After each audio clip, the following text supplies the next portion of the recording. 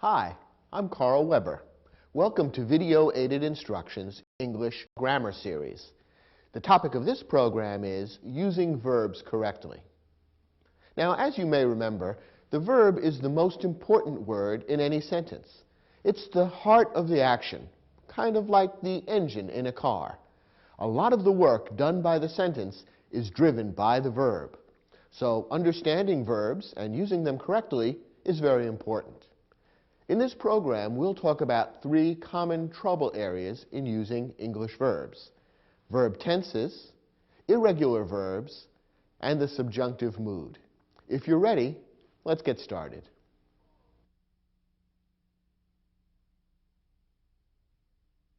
Verb tenses define the time when an action occurs. They're constructed mainly from two components. First, the principal parts of the verb, and, in some cases, helping verbs. Now, there are four principal parts of any verb in English. These four principal parts are the infinitive, the present participle, the past, and the past participle. Let's take a moment to look at each of these a bit more closely. First, the infinitive. The infinitive is the basic form of the verb. Take a verb like to cook. The infinitive is cook, and the basic form of the verb is the same, cook. The present participle ends in the letters ing. As you'll see, the present participle of any verb is always used with a helping verb, which is a form of the verb to be. Take the verb to cook again. The present participle would be cooking, and it would always be used with a helping verb that's a form of the verb to be.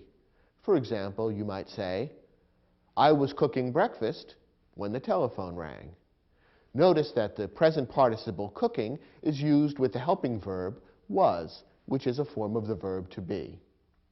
Notice, by the way, that the present participle, which ends in ing, looks the same as the gerund. The gerund form of the word cook is cooking. The difference between the gerund and the present participle is the way they're used. As we've seen, the present participle is used as a verb with a helping verb, which is a form of the verb to be. By contrast, a gerund, which looks the same, is used in place of a noun. Therefore, when you see an ing word being used as a noun in a sentence, that's really a gerund, not a present participle. So, for example, I might say, cooking is my favorite hobby. Here we have the word cooking, which looks the same as the present participle, both end in ing, but in this sentence, cooking is a gerund, because it's being used in the same way that a noun would be used. Cooking is my favorite hobby. In that sentence, cooking is the subject of the sentence. It's the subject of the verb is. And remember, the subject of a verb would always be a noun or a pronoun. Since cooking is being used as a noun in that sentence, it's a gerund, not a present participle. The third principal part of any verb is the past. With most verbs, the past ends in ed, and that's the case with the verb to cook.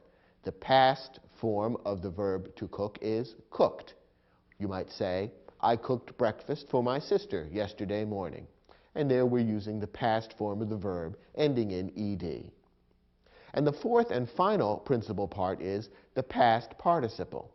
Now, with most verbs, the past participle looks just the same as the past. It also ends in ed. What's the difference? Well, the difference, again, is the way it's used. The past participle is always used with a helping verb, which is a form of the verb to have. So, for example, the past participle of to cook is cooked, but it would be used with a helping verb, such as have cooked. I have cooked breakfast for my family many times. That's an example of how the past participle would be used, with a helping verb, which is a form of the verb to have. These, then, are the four principal parts of any verb: the infinitive, the present participle, the past, and the past participle. And these four principal parts are combined in various ways to create verb tenses. Now, there are many verb tenses in English, but the six most important are the ones we're going to present to you now. Let's begin with the present tense. The present tense is used to describe action that's happening now. It's formed using the basic form of the verb. Now, take the verb to cook. Remember, we saw that the basic or infinitive form of the verb is cook. You would use this in creating the present tense of the verb. For example, I cook. I cook breakfast every morning. Describes something that's happening now. Notice that with certain subjects, you add an S to the end of the basic form. So you would say, he cooks. He cooks breakfast for his wife every morning. Both of these would be forms of the present tense. The second tense to know is the past tense. The past tense describes action happening in the past. Anytime you're talking about something that happened before now, you would use the past tense. And the past tense is formed from the past form of the verb. Remember that with most verbs, the past form is created by adding ed to the basic form of the verb. And that's the way it is with the verb to cook. He cooked dinner last night. We're describing now something that happened in the past, not now, but at a time sometime before now, namely last night. So we would use the past form of the verb ending in ed. The third tense is the future tense. The future tense describes action happening in the future. Now, the future tense is created by using the basic form of the verb and preceding it with the helping verb will. Therefore, if we were describing something that's going to happen tomorrow, let's say, we would create the proper verb by using the helping verb will and adding that to the basic form of the verb, the infinitive. So the future tense of cook would be will cook, and we might say, he will cook dinner for us tomorrow. We're using the future tense because we're describing something that will happen in the future, namely tomorrow. And we use the basic form of the verb, cook, and precede it with a helping verb, will. Now, the fourth tense is called the present perfect tense. And here's where the tenses begin to get a little more complicated. The present perfect tense is used to describe action happening in the past up to the present. If this sounds a little confusing, with a little experience and some practice in reading and using this verb, you'll begin to understand how it's used. Now, the present perfect tense is formed by taking the past participle and putting in front of it the present tense of the verb to have. How does this work? Well, let's take the verb to cook again. What's the past participle of the verb to cook? Well, remember, the past participle is usually formed by adding ed, so the past participle is cooked. Now, the present tense of the verb to have would be, for example, he has. He has is the present tense of the verb to have. When we put that in front of the past participle, we have the present perfect tense. So the present perfect tense of the verb to cook would be, he has cooked. Now, remember, we said that the present perfect is used for actions in the past up to the present. So how might you use he has cooked in a sentence? Well, how about this?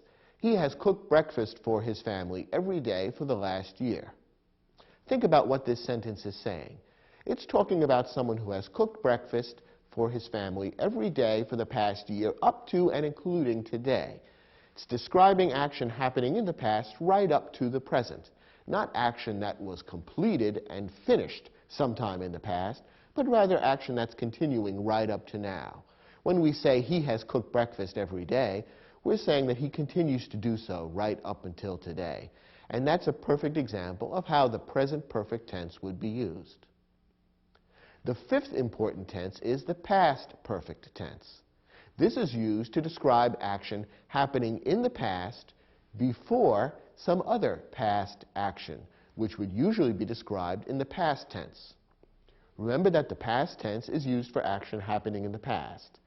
When you're describing action happening even earlier than a past tense action, you would use the past perfect tense. And we'll see an example in a moment. Now, the past perfect tense is formed by taking the past participle and putting in front of it a verb which is the past tense of the verb to have. Let's use the verb cook again. Remember that the past participle is cooked. Now, if we want to take the past tense of the verb to have, we might say something like, he had. That's the past tense of the verb to have. And when we tack on the past participle afterwards, we have, he had cooked.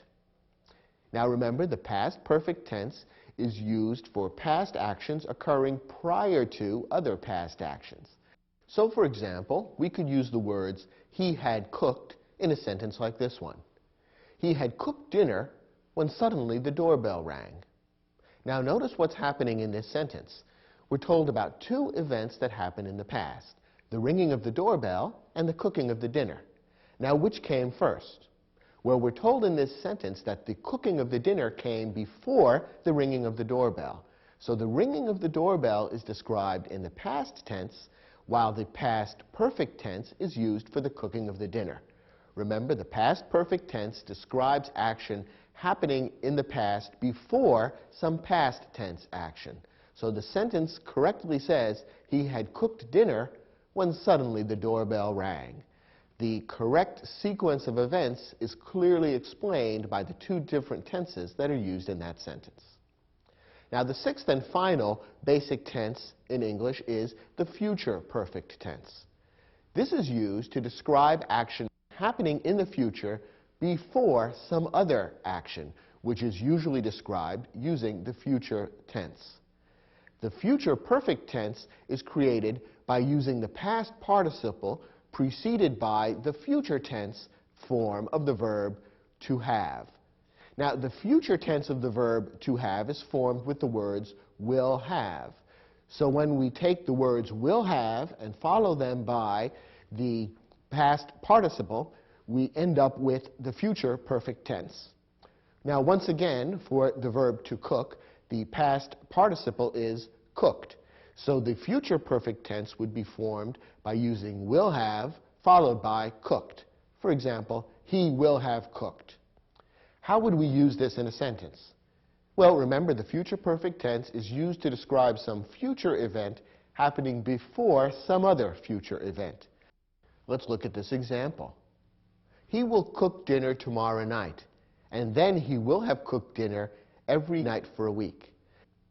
Notice what's happening in this sentence. Tomorrow, we're told, he will cook dinner, and when he does that, he will have cooked dinner every night for a week. The action of cooking tomorrow's dinner is taking place in the future tense. He will have cooked dinner every night for a week describes action taken prior to the cooking of tomorrow's dinner. So there's an example of how the future perfect tense is used. Of the 6 basic tenses in English, the future perfect tense is the one that's used least often. Now, how can you be sure that you're using these 6 different forms of English verbs correctly? Here's a tip on using verb tenses properly. The most important thing is to make sure that the tenses you choose match the time of the action and show how different actions are related to one another in time. This means that when 2 actions occur at the same time, they should normally be described using the same verb tense. When 2 actions occur at different times, the verb tenses should show which occurred first and which occurred later. Let's look at a couple of sample sentences that illustrate how this works. Before I cooked dinner, I had walked to the supermarket. In this sentence, 2 actions are described, cooking dinner and walking to the supermarket. What's the sequence of events? Which happened first, which happened later? Well, the first thing that I did was walking to the supermarket. The second thing was cooking dinner. Both are past events, so the proper way to show the time sequence here is to put one event in the past and the event that happened before that in the past perfect tense. And that's done correctly in this sentence. I cooked dinner is in the past tense. I had walked to the supermarket is in the past perfect tense. And that shows that that event happened before the cooking of the dinner. Here's another example. After Miguel sings a song, Annalisa will dance for us. Once again, there are 2 events described in this sentence, Miguel singing and Annalisa dancing. Which is going to happen first and which one will happen second? Well, Miguel singing will happen first, Annalisa, her dance, will happen second. And once again, the tenses are being used correctly here. Miguel sings a song is in the present tense, which tells us that Miguel is singing right now, or perhaps is just about to begin singing. Annalisa's dancing is in the future tense. Annalisa will dance. And that tells us properly that that event is happening after the singing of the song by Miguel. One more example. You will complete your studies next spring. By then, you will have attended over 90 hours of classes. Once again, there are two events described in this sentence. The first event is you're completing your studies. That's described in the future tense because it's something that's going to happen in the future, specifically next spring. You will complete your studies. That's the future tense. Now, what about the attending of over 90 hours of classes? Well, that's something that's going to happen prior to your completing of your studies. After all, attending all those classes, all of that is part of the process of the studies. So that's an event happening in the future prior to a future tense event. Therefore, it should be set up in the future perfect tense, and that's correctly done in this sentence. You will have attended over 90 hours of class. Will have attended is the future perfect tense, and that tells us that that event is going to happen prior to the completion of the studies. In all of these sample sentences, two events occur, and the proper verb tenses have been selected to make it clear which event comes first and which event comes later. Do you think you have a handle on how these 6 basic English verb tenses are used? Good. Turn to your study guide. You'll see we've created an exercise that will give you a chance to practice your understanding of how to use verb tenses to indicate the time when an action occurs. Try your hand at the exercise, and when you're finished, come back and we'll look at the questions together.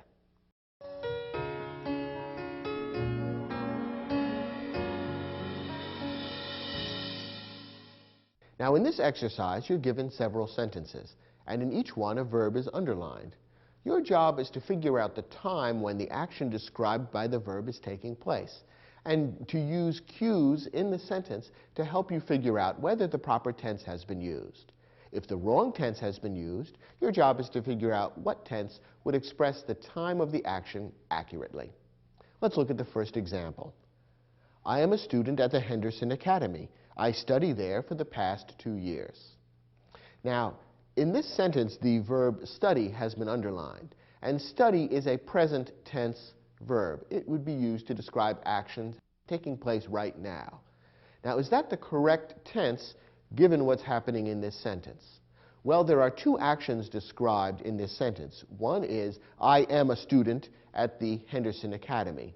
Now, that's a present tense verb, meaning that being a student at the Henderson Academy is something that's happening right now. What about the studying? Is that something that's happening right now?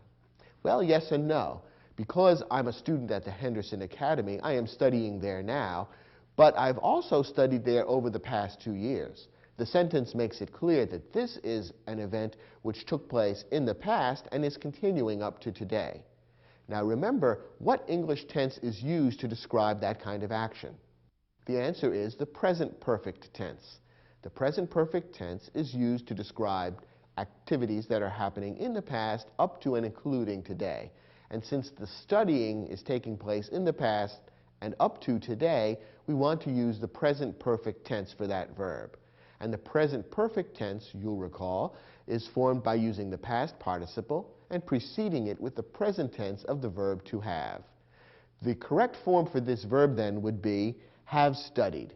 That would be the present perfect tense, and the sentence would then read, I am a student at the Henderson Academy. I have studied there for the past 2 years. And now the proper sequence of events is perfectly clear.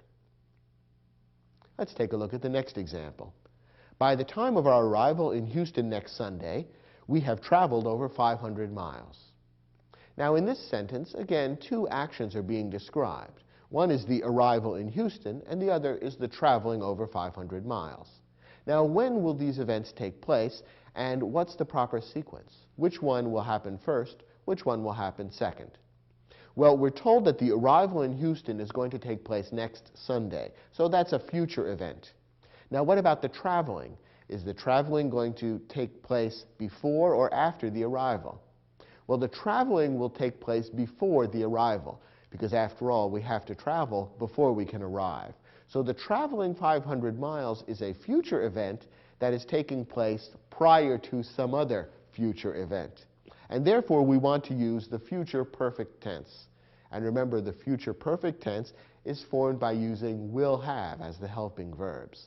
So the proper form for this underlined verb would be will have traveled. And the sentence would then read, by the time of our arrival in Houston next Sunday, we will have traveled over 500 miles. And that lays out the sequence of the two events in this sentence quite clearly. Next example. Before he sprained his ankle, Charles exercises in the weight room 3 times a week. Once again, there are two events in this sentence. Charles sprained his ankle. That's a past tense event. That means it happened in the past. Now, before that, something else happened, namely Charles exercising in the weight room 3 times a week. What's the best tense to use to describe a past event happening prior to some other past event? The past perfect would be the best tense to use in that circumstance. So the right way to phrase the verb exercises would be had exercised. That's the past perfect form of the verb. And the sentence would then read, before he sprained his ankle, Charles had exercised in the weight room 3 times a week. Next, when she applied for her job at the airline, Diane stated that she had served in the U.S. Air Force. Now, we actually have 3 different events or activities in this sentence. She applied for her job at the airline. That's one event, and that's taking place in the past.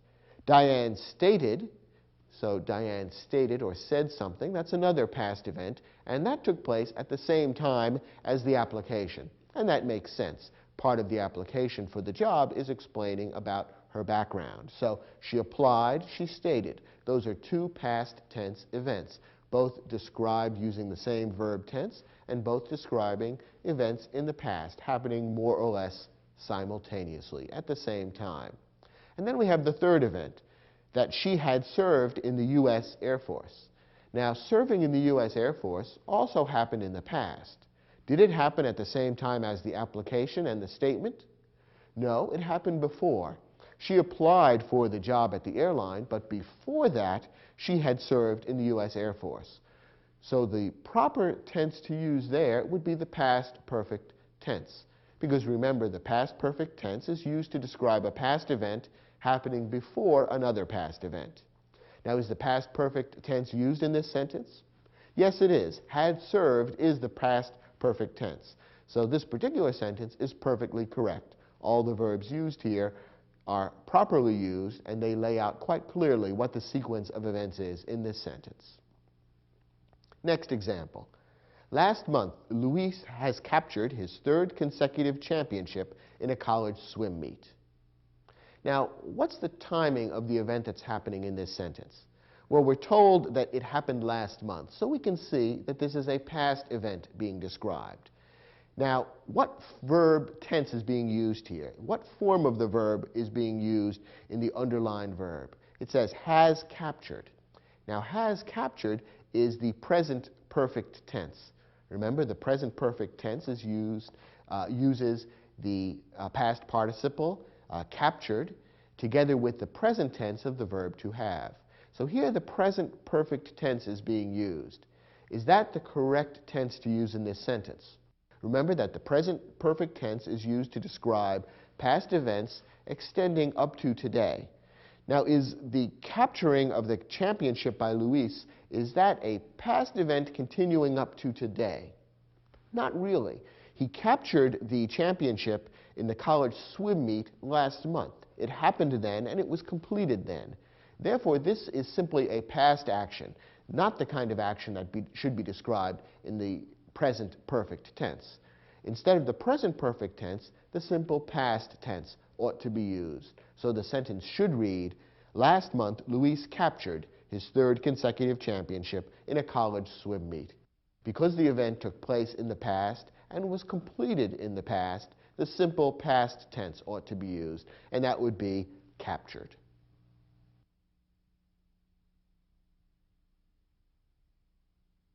So far in this program, we've talked about the 6 most important verb tenses in English. And we've seen that all 6 of those verb tenses are formed using the 4 principal parts of any verb. And remember, those 4 principal parts are the infinitive, the present participle, the past, and the past participle. Now, in this lesson, we're going to talk about one tricky element in English, which is the fact that not all verbs form their past and their past participle by simply adding ed to the basic form of the verb. It would be a simpler world if that were the case. But in English, there are a number of verbs that are called irregular verbs. Irregular verbs have past and past participle forms that are not made by adding ed. Well, how are the past and past participle forms of irregular verbs created? What's the rule? Unfortunately, there is no rule. There are many different irregular verbs, and they form their past and past participle forms in a variety of ways. In some cases, the past and past participle forms are one and the same. In other cases, they're different. And there's no one rule that explains how they're formed. Unfortunately, you simply have to study and learn the irregular verbs by memorization and practice. It's one of the things in English that makes learning the language a little bit tricky for people who didn't grow up speaking English. But I'll let you in on a little secret. Even people who grew up speaking English do sometimes find irregular verbs tricky to form and use. So you're not alone if you find this to be a challenge in using English correctly. Now, the most important irregular verb is the verb to be. It's important because it's used so often. The principal parts of the verb to be are be, being, was, and been. Be is the infinitive, being is the present participle, was is the past, and been is the past participle. Now, all the forms of the verb to be are a little bit complicated, confusing, and rather unexpected. So in your study guide, we've provided all the basic forms of the verb to be in the 6 most common English tenses. When you take a verb and provide all the basic forms of it, that's called conjugating the verb. So turn to your study guide and you'll see we've provided a complete conjugation of the verb to be. In some cases, you might feel that this is very simple and basic and you understand exactly how to use the verb to be. On the other hand, you may find this tricky and you may need to study and practice this. Based on your own background, devote some time to studying the conjugation of the verb to be if you need to in order to use the verb correctly. Now, we've also provided in the study guide a list of many of the most commonly used irregular verbs. And I'd like you to look at that list as well. The chances are good that some of the irregular verbs on this list are familiar to you, and you know well how to form the 4 principal parts. In other cases, however, you may find some of these irregular verbs unfamiliar to you, or you may feel that you're not really sure which part to use in what type of sentence. Therefore, studying the list that we've provided in the study guide should be helpful to you. Make sure in particular that you distinguish between the past and the past participle forms of the irregular verbs, because that's where many people trip up. The 2 most common mistakes that people make in using irregular verbs are the following. First, many people make a mistake by constructing the past or the past participle regularly. In other words, they treat the irregular verb as if it were a regular verb. Now remember, the past and the past participle forms of regular verbs are created by adding ed to the end of the infinitive or basic form of the verb. If you take an irregular verb and simply add ed in an attempt to turn that into the past or the past participle, you've treated the irregular verb as if it's regular, and what you've created is not proper English. Take a look at this sentence. Henri bringed his girlfriend to the movies. Now, in this sentence, the verb to bring is being used, and that's an irregular verb. However, the person who's created this sentence has made the mistake of creating the past form of the verb as if bring were a regular verb. He has simply added ed and turned bring into bringed. Unfortunately, that's not correct. Since bring is an irregular verb, we have to look at our study guide in order to determine how the past form of the verb would be created. And the past form of bring is brought. So the sentence ought to read, Henri brought his girlfriend to the movies. The incorrect form, bring, is the kind of thing that's commonly used as a mistake in English. Here's one more example. Maria has driven a taxi for the past 2 months. Now here the verb is has drived.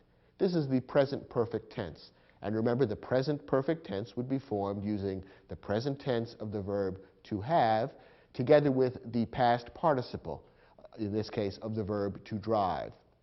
Once again, drive is an irregular verb, and therefore we can't create the past participle simply by adding ed and turning it into drived. That would be correct if drive were a regular verb, but since drive is an irregular verb, that's not correct. Instead, we have to figure out how the past participle of drive is actually formed. And as you can see in your study guide, the past participle of drive is driven. And that would be the form of the verb that you would use with the helping verb to have. The sentence correctly should read, Maria has driven a taxi for the past 2 months. So once again, remember that irregular verbs form their past and past participle forms not simply by adding ed, but in different and somewhat unpredictable ways. You've got to memorize those special forms and use them correctly in sentences.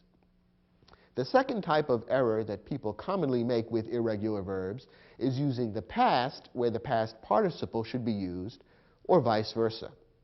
Remember that the past form of the verb is used by itself, whereas the past participle is always used with a helping verb, namely a form of the verb to have.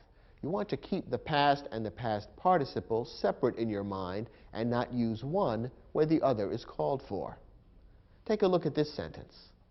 By tonight, I will have did all the research for my report.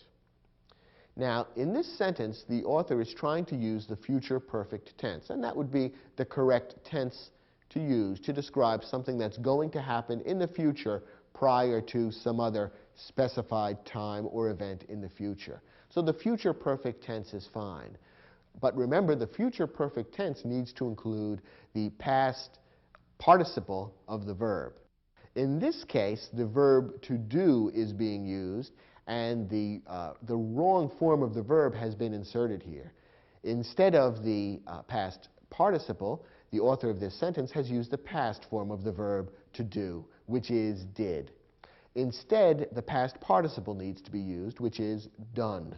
That would be the correct form of the verb to use with the helping verb, done rather than did. And then the sentence would correctly read, by tonight I will have done all the research for my report. The author of this sentence confused the past with the past participle and therefore created a wrong sentence. One more example. Juanita done her exercises before going to work. Once again, the verb to do is being used. Now, in this case, the past tense ought to be used because we're describing something that Juanita did in the past. Now, the past form of to do is did. The author of this sentence hasn't used the past. Instead, the author has mistakenly used the past participle done. So again, the sentence is incorrect because of a confusion between the past and the past participle. The sentence ought to read, Juanita did her exercises before going to work. Finally, one other special complication that is worthy of your noting and studying. There are two irregular verbs that are often confused and therefore cause many mistakes in English. These two irregular verbs are lie and lay. Let's take a look at the difference. Lie is an irregular verb that is intransitive. Remember, an intransitive verb is a verb that takes no direct object. In other words, the action of the verb to lie isn't passed along to something that receives the action. Instead, you just lie, period. There's no object which receives the action of the lying. The principal parts of the verb lie are lie, lying, lay, and lain. Lie is the present tense. Lying is the present participle. Lay is the past, and lain is the past participle. So lain is a form of the verb that would always be used with a helping verb. Therefore, for example, look at the following sentence. I will lie on the sofa. Here we're using the verb to lie because it is used intransitively. There is no direct object.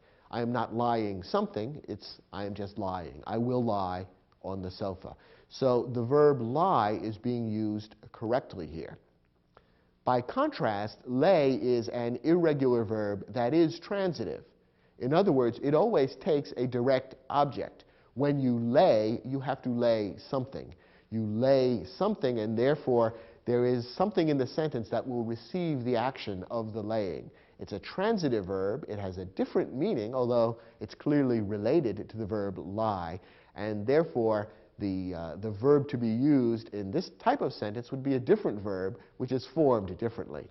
Now, the principal parts of the verb to lay are lay, laying, laid, and laid. Notice that in the case of the verb to lay, the past and past participle happen to be the same. Laid and laid do not appear as principal parts of the verb to lie. Instead, lay and lain are the past and the past participle, respectively. So all these words which sound somewhat similar have very distinct meanings and distinct uses and need to be distinguished carefully. Take a look at this sentence. I will lay my books on the table. Is this the verb to lie or to lay? It's the verb to lay, and it's being used correctly here because it is being used transitively. That is, there is a direct object which is receiving the action of the laying. Something is getting laid, namely the books. The books are being laid on the table. Whereas the verb to lie does not take an object, the verb to lay does. And therefore, to lay is being used correctly in this sentence. So you need to always remember the difference between the verb to lie and the verb to lay, and then be sure that you use the correct principal part of each of these verbs whenever you're using one of them in a sentence.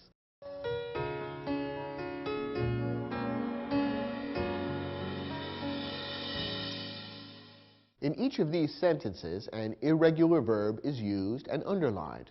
Your job is to decide whether the irregular verb that appears in the sentence is correct, and if not, to figure out what form of irregular verb would make the sentence correct. Let's look at the first example.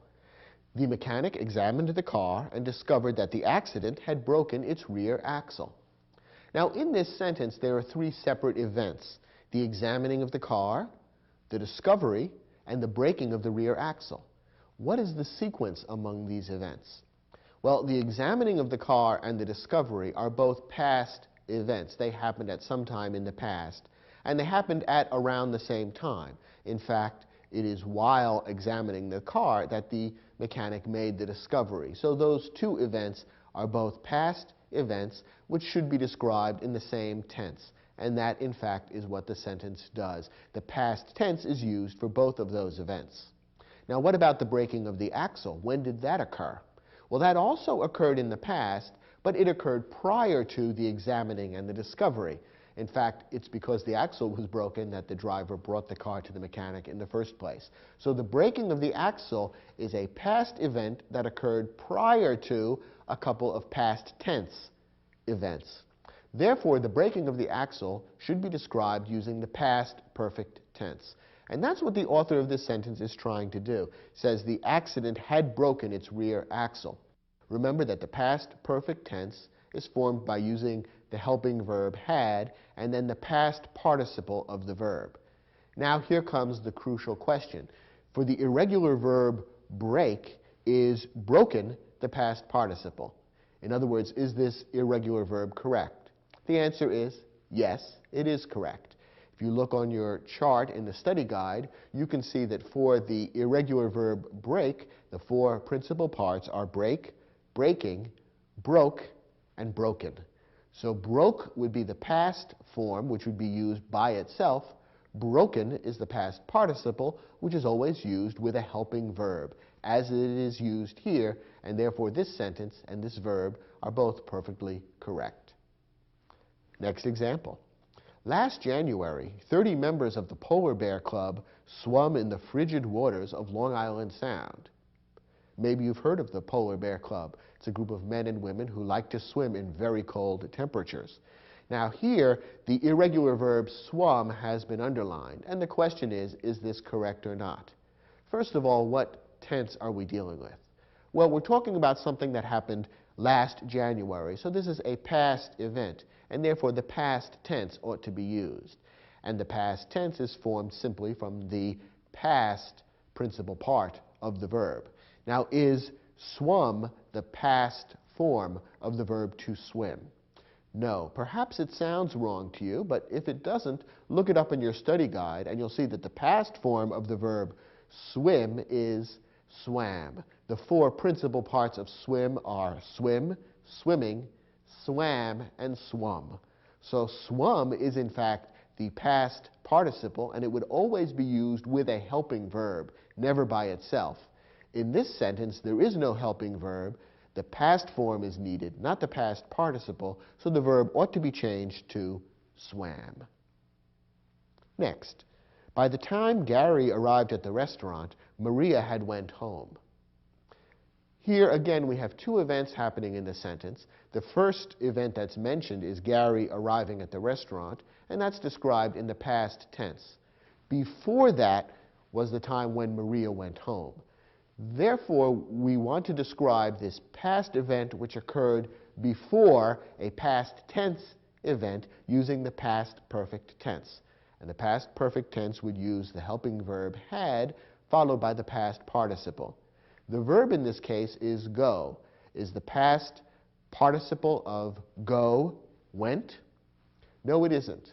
Once again, perhaps you can hear that this is wrong. If not, look it up in your study guide, and you'll see that the past participle of go is gone, and that's what ought to be used in this sentence. The past participle is the form that's always used with a helping verb. Instead, the author of this sentence has confused the past with the past participle and has used the past instead of the past participle. Remember, the past would always be used by itself, the past participle with a helping verb. The four principal parts of the verb to go are go, going, went, and gone. And in this case, the past participle gone ought to be used, and the sentence would then read, by the time Gary arrived at the restaurant, Maria had gone home. And that would be correct. Next example. With a triumphant grin, Sam laid his cards face up on the table and declared, 3 kings. So Sam has won this card game, but has the proper irregular verb been used? Well, let's begin by figuring out which of those two tricky irregular verbs would be proper in this sentence. Do we want the verb to lie or the verb to lay? Well, remember, the verb to lie is an intransitive verb that doesn't take a direct object. The verb to lay is a transitive verb that does take a direct object. In this sentence, is there a direct object or not? Is something receiving the action of the laying? Yes, there is a direct object. It's the cards. Sam is laying the cards on the table. Therefore, there is a direct object, and we want the transitive verb to lay. Now, what tense is being used here? In this case, the past tense is intended because the laying and the declaring are happening at the same time. Sam is doing both of these events in the past. They're happening simultaneously, and therefore the past tense ought to be used for both. Now, the regular verb declare has been presented to us in the past tense, which is correct, declared, but we need the past form of the verb to lay, which is not lain, but rather laid. Remember, the four principal parts of the verb to lay are lay, laying, laid, and laid.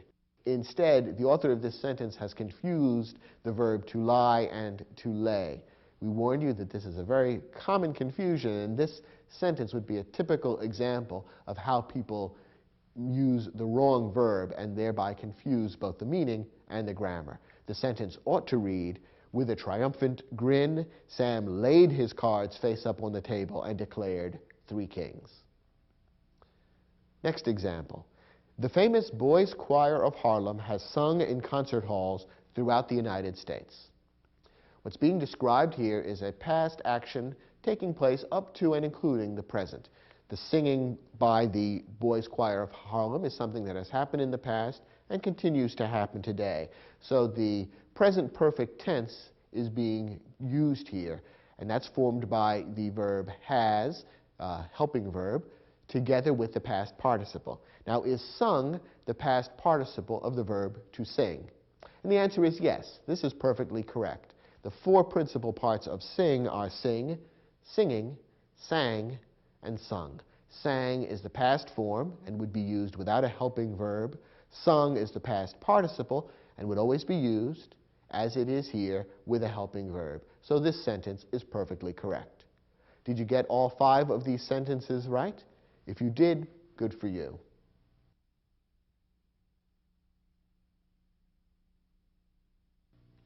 Here's another topic that many native speakers of English find difficult, namely the subjunctive mood. Now, the subjunctive mood is a particular way of using verbs that's rather rare. There are just 2 specific purposes for which the subjunctive mood is used, and in each case, the form of the verb is slightly different. If you can master these 2 purposes of the subjunctive mood and understand how to form the verb correctly in each case, you'll be an expert. First, the subjunctive mood is used to express a formal request or recommendation in a clause beginning with the word that. In this circumstance, the subjunctive mood of the verb is formed just the same way as the infinitive or basic form of the verb. Here's an example that illustrates how this works. She asked that the workers complete their reports by the end of the day. Now, this sentence, you'll notice, is expressing a formal request or recommendation. She, whoever she is, perhaps she's the boss in this particular company, she is asking that the workers do something. So she is expressing a request or a recommendation. And notice that what she is asking them to do is described in a clause beginning with the word that. She asked that the workers do something, etc. Now, the verb that appears in the that clause needs to be in the subjunctive mood. And that verb is complete. Now, remember we said that when you are expressing a formal request or recommendation in a clause beginning with the word that, you would form the subjunctive mood by simply using the infinitive or basic form of the verb. Now, the verb in this case is complete. That is the basic or infinitive form. So the proper form of the verb in this case, this example of the subjunctive mood, is simply complete. So the sentence is correct as we just read it. She asked that the workers complete their reports by the end of the day. So this is the first illustration of how the subjunctive mood might be used in English, to express a formal request or recommendation in a clause beginning with that. And the verb in the that clause should simply be in the infinitive or basic form. Now, the second way in which the subjunctive mood is used is to describe an unreal or doubtful condition. In other words, to describe something that isn't true or is unlikely to be true. Very often, although not always, this is in a clause beginning with the word if. Now, there are 2 possible ways to form the subjunctive mood of the verb under these conditions when we're describing an unreal or doubtful condition. Here are the 2 ways. First, if we're talking about something happening now, in other words, in the present, then the subjunctive mood verb looks the same as the past tense of the verb. Okay, so if we're describing something happening now in the present, the subjunctive verb looks the same as the past. On the other hand, if we're describing something happening in the past, then the subjunctive mood verb looks the same as the past perfect. Remember, the past perfect is formed with the helping verb had and the past participle. Are you a little confused? Don't be. Here are a couple of examples that will help make this clear. Remember, we're talking about describing an unreal or doubtful condition, very often in a clause that begins with the word if. Here's an example. If I had $1 million, I would travel around the world. Now, there are 2 clauses in this sentence. If I had $1 million and I would travel around the world. The second one is describing what I would do if the first clause were true. Now, the first clause is describing an unreal or doubtful condition. We can tell from reading this sentence that, unfortunately, it's not true. I don't have $1 million, and that's why I'm speaking with you rather than traveling around the world. So that first clause is describing an unreal condition. It begins with if. This is a perfect circumstance in which to use the subjunctive mood. Now, remember we said under these circumstances, the subjunctive mood could take one of two forms. If we're describing something happening now, it should look the same as the past tense. Is this happening now? Yes, it's talking about what I would do today if I had $1 million today. So this is the present tense. So the clause describing the unreal condition should contain a verb that looks the same as the past tense verb. The verb we're talking about here is have, and the past tense of have is had.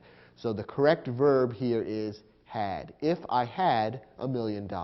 It looks the same as the past tense of the verb to have, but in this case it's expressing the subjunctive mood because it's describing a condition which is unreal or doubtful. So this sentence is perfectly correct. If I had $1 million, I would travel around the world. Here's another example. If he had left the starting block faster, he would have won the race. Once again, we have two clauses here. The second one describes what would have happened. He would have won the race if he had left the starting block faster. So the second clause describes what would have happened if the first clause had been true. Once again, the first clause is describing an unreal or doubtful condition, something that didn't happen. He didn't leave the starting block faster. This is describing something that's unreal. Once again, it happens to be in a clause beginning with if, which is often the case, although not always. So here we have an unreal condition being described. We want the subjunctive mood. Once again, to determine the correct form of the subjunctive mood, we have to think about whether we're describing something happening now or in the past. Well, in this sentence, we're describing something happening in the past. The race was in the past. He lost the race. He might have won if he had left the starting block faster. So we're talking about something happening in the past. And remember, we said a moment ago that to create the subjunctive mood in the past, we want to use a verb that looks the same as the past perfect. The past perfect is formed with the helping verb had and the past participle of the verb. Here we're talking about the verb to leave, and the past perfect form of the verb to leave is had left. So had left is the subjunctive mood verb for this particular sentence, since we're describing an unreal condition and we're describing something from the past. So the sentence correctly reads, if he had left the starting block faster, he would have won the race. One confusion that people sometimes fall into is writing an if clause describing an unreal or doubtful condition. They throw in the helping verb would sometimes, and that's not right. When you're writing this if clause, you use the subjunctive mood verb and you don't use the helping verb would. So, for example, sometimes people might say, if he would have left the starting block faster. That's incorrect. That's not the right way to form the subjunctive mood. Notice that the verb would does appear in the other clause. He would have won the race. And that's the correct use of the helping verb would. But in the if clause, you use the subjunctive mood, which doesn't include the helping verb would. So avoid that little error that people sometimes fall into. So this is the subjunctive mood. Perhaps you can tell that it's not used that often in English because it's not terribly often that people either express a formal request or recommendation in a clause beginning with the word that, or that they describe an unreal or doubtful condition, often in a clause beginning with the word if. Those two things don't come up in the English language all that often. When they do, however, the subjunctive mood ought to be used, and now you know the right way to form it. So review this lesson from time to time and make certain that on the few occasions when you do need to use the subjunctive mood, you form it correctly. In your study guide, there's an exercise that will let you practice your understanding of these rules about using the subjunctive mood. Try the exercise, and when you're finished, let's look at the questions together.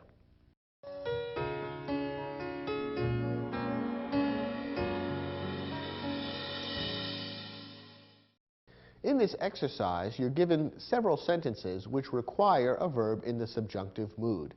At the end of the sentence, we've suggested what verb ought to be included in the sentence, and your job is to decide how to form the subjunctive mood correctly given the nature of the sentence. Let's take a look at these examples and see the right way to use the subjunctive mood in each case. If the captain blank that the storm was coming, he would have insisted on returning to port. And the verb that we want to insert in the blank is the verb to know. Now here the subjunctive mood is needed because we have an unreal or doubtful condition being described in the first clause of the sentence. And it is a clause beginning with if, which is one of the most common ways of describing an unreal or doubtful condition. The captain did not know that the storm was coming, so we're describing something that was unreal. His knowledge of the storm didn't really happen. We want to describe this then using the subjunctive mood. And remember, in order to determine the proper form of the subjunctive mood in a sentence like this, we need to know whether we're talking about something happening now or in the past. Well, in this case, the sentence is describing something happening in the past. He would have insisted on returning to port. That tells us that this is something that happened yesterday or before that. It's not something happening now. So we want the past tense, and remember the past tense of the subjunctive mood would look the same as the past perfect. We want to use, therefore, the helping verb had together with the past participle of the verb to know. So the proper subjunctive mood verb to insert in the blank here would be had known. And the sentence would then read, if the captain had known that the storm was coming, he would have insisted on returning to port. Next example. Although Paul has a successful career as a lawyer, he still wishes he blank a rock musician. And the verb to insert in place of the blank is a form of the verb to be. Now here an unreal condition is being described, although notice it's not an if clause. Occasionally an unreal condition may be described in a clause that doesn't begin with if. But you can see that it is an unreal condition because it is obvious that Paul is not a rock musician. He's a lawyer. He wishes that being a rock musician was true, but that is not true. So therefore we're describing an unreal condition and we want the subjunctive mood. Once again, to decide the proper form of the subjunctive mood verb, we need to ask whether we're describing something happening now or in the past. In this case, the sentence is describing something that's the case now. Paul today is a lawyer, and Paul today wishes that being a rock musician was his career. So therefore, we're describing something happening now, and therefore the subjunctive mood verb ought to look like a past tense verb. So we would use the past form of the verb and insert that to make the subjunctive mood. The verb to be inserted here is be, and the past form of the verb be is were. So the sentence would correctly read, although Paul has a successful career as a lawyer, he still wishes he were a rock musician. It looks the same as the past tense of the verb, but in fact it's the present subjunctive. Next example. The doctor recommended that Andrea blank a diet restricted to low salt, low fat foods. Here we have the different other use of the subjunctive, namely to express a formal request or recommendation in a clause beginning with the word that. And in fact, the word recommended is used here, which gives you a very broad hint that a formal request or recommendation is being expressed here. And there is the word that introducing the clause. Now in this type of subjunctive situation, we simply use the infinitive or basic form of the verb. It doesn't matter whether we're talking about past or present in this case. When the subjunctive mood is being used in this form, we simply insert the basic or infinitive form of the verb. So in this case, the infinitive eat is exactly what we insert. And the sentence would now read, the doctor recommended that Andrea eat a diet restricted to low salt, low fat foods. And that's the correct form of the subjunctive mood for this sentence. Next, wouldn't you be happy if you blank the next race? and the verb to be inserted is win. Now, once again, we have an unreal or doubtful condition being described, and an if clause is involved. The person who is speaking this sentence doesn't think it's necessarily going to happen that the person she or he is speaking to is going to win the race. The person may win the race or may not. It's a doubtful condition at best. So we have an unreal or doubtful condition being described, and therefore we want the subjunctive mood verb to be inserted, the subjunctive form of the verb win. Now, are we talking about a present or past event taking place here? Well, we're talking about now. We're saying you would be happy if you win the next race. We're talking about something happening now, not in the past. So therefore, we want the present subjunctive, which, remember, looks the same as the past tense form of the verb. What's the past tense form of the verb win? Won. So we simply insert the verb won, and the sentence would correctly read, wouldn't you be happy if you won the next race? Last example. The new law passed by the City Council requires that the mayor blank a budget for approval no later than April 1st. And the verb to be inserted is submit. Now, here again, we need the subjunctive mood because the sentence is expressing a formal request or recommendation in a clause beginning with that. Notice the word that there, and in this case, it's being couched as a requirement of the law. It is requiring that the mayor do something. So the verb expressing what the mayor needs to do should be in the subjunctive mood. And again, for this use of the subjunctive mood, the verb should look just the same as the infinitive or basic form of the verb. So we simply insert the infinitive submit, and the sentence would correctly read, the new law passed by the City Council requires that the mayor submit a budget for approval no later than April 1st.